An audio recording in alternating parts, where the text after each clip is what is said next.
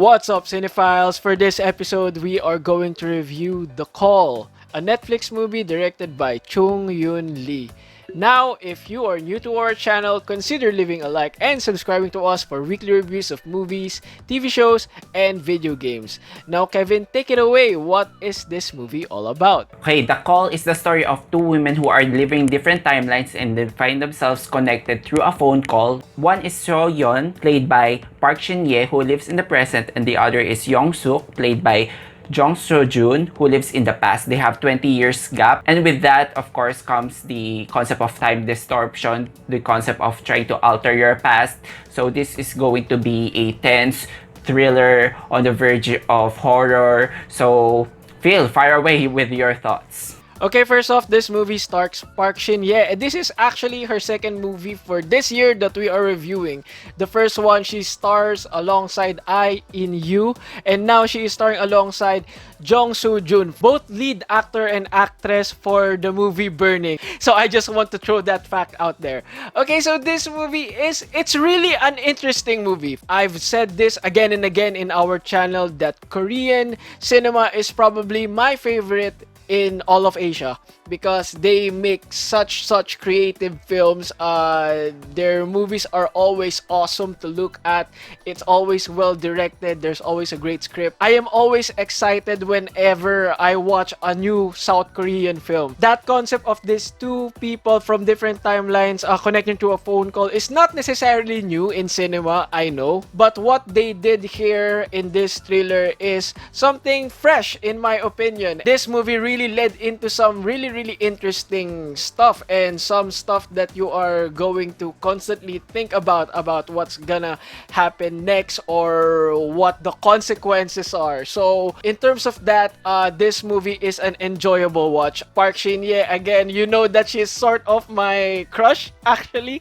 She's really good in this movie. So is Jong-seo Jun. The direction of this movie is, well, it's decently helmed. I know you and I have some issues about this movie, but before I get into that, I want to get into your thoughts first, Kevin. What can you say about this film? This is another tense thriller, and one thing that the director gets it right is the tone, and the tension was always there, because this movie has 2 hours, though it started a bit slow, but when it gets there, a lot of crazy things, a lot of ridiculous things that really happened. And you know, if you're a stickler for the rules of time travel, you're gonna have to have some suspension of disbelief in here.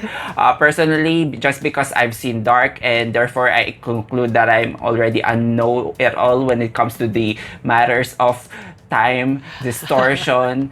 I am not a big fan of how the show treated its time travel aspect, because you know, once you've altered an event from the past, you are already creating 2 timelines from there, and the original timeline was destroyed, and therefore all the subsequent effects that will ripple because of your one action that you did will already impact on the present. The movie has this concept that the effects of time travel, it kind of happens on an installment basis, and I don't really think that's the case for it. And but you know, this is the movie. This is a work of fiction, and after all, we're just talking about theoretical concepts, and whoever is the writer is the one who sets the rules for the story, and therefore should prevails. As the movie went on, just because I'm a big sci-fi geek, I can't really turn off my brain because they kept on repeating that, altering the past, which kind of simplistic to follow, then it gets convoluted,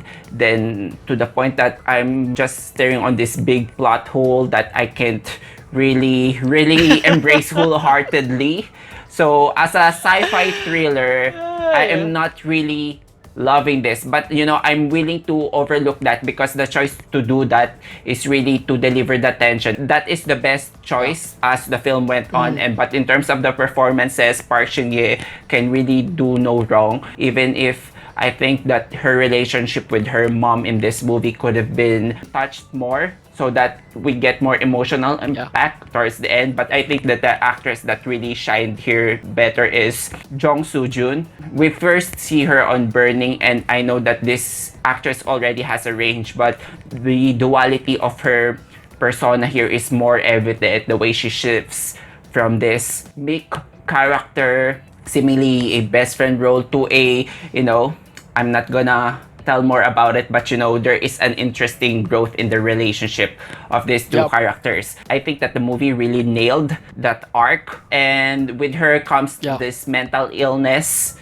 that I'm not really a big fan on how the show keeps on vilifying mental illness. At the end of the day, you're going to be spoon-fed with this explanation that she's doing these things because of this mental illness. But in terms of the visual effects, really, really amazing. It's very stylistic filmmaking by director Chung-Hyun Lee. Kevin, it's funny that I know exactly what you were about to say, so I wanted you to say it first because I wholeheartedly agree that the time distortion element of this movie is just all over the place, and it's just so funny to me how you mentioned that it's on an installment basis, and it's really, really frustrating at times because that big, massive plot hole is just stuck at the back of my head all throughout the movie while I was watching it, so I just couldn't take the film as seriously as the movie should have been. What this movie has going for it is the tension, because it is very, very tense all throughout, especially during the second to third act when there's this eventual twist. It's really hard to discuss this movie without getting into spoilers. I'm going to have to be very vague, but when that eventual twist comes in, that's when the creativity really happens, minus all that scattered all over the place time distortion element. And for the most part, I think I enjoyed this movie even though I didn't take it as seriously. The ending though, I have to talk about that ending. That ending had me confused. If there can be question marks all over at the top of my head, I would have had so many question marks at the top of my head when they showed the sort of epilogue. I think that they're trying to set a sequel, and that just became a bummer to me because I thought that the movie, for what it's worth, ended on a nice note. I did understood the ending following the film's twisted and illogical logic, but there's so many ridiculous things that already happened, like putting that twist in the end just for the sake of subverting our expectations.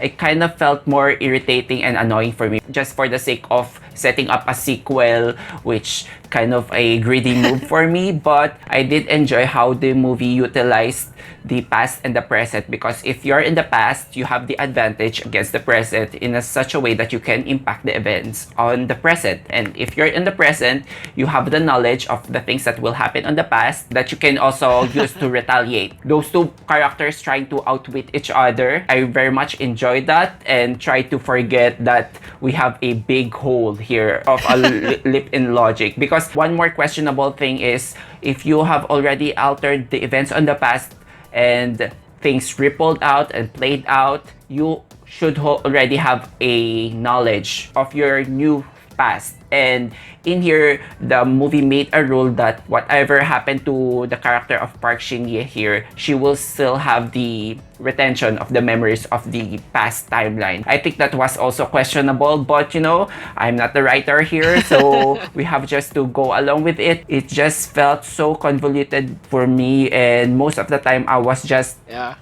in it for the captivating leads and the stylistic direction here. I would also love to mention, to your point again, this movie could have had more heart if they explored more of that relationship between the character of Park Shin-hye and her mother, because it kind of felt like towards the end of this movie that they kind of just plastered that out of nowhere to elicit emotions from the viewers. But since we don't know much about the relationship between this mother and daughter, there's really not much emotion to be extracted from us there. And so in conclusion, this movie, it's really stylishly directed, it's creative, the cast is great. It just has some issues really on the writer's room. To fully enjoy this movie, you're gonna have to have too much of a suspension of disbelief. So I am going to give this movie a 3 out of 5 stars. Yeah, you know what? Sci-fi thrillers for me, I think they are only as strong if we have a strong emotional core here. And I mean, look at the films of Christopher Nolan. Like at the end, there's a profound experience that you can feel. There's nothing much going on here because I wish they really utilize that mother-daughter relationship, because this movie is about atoning the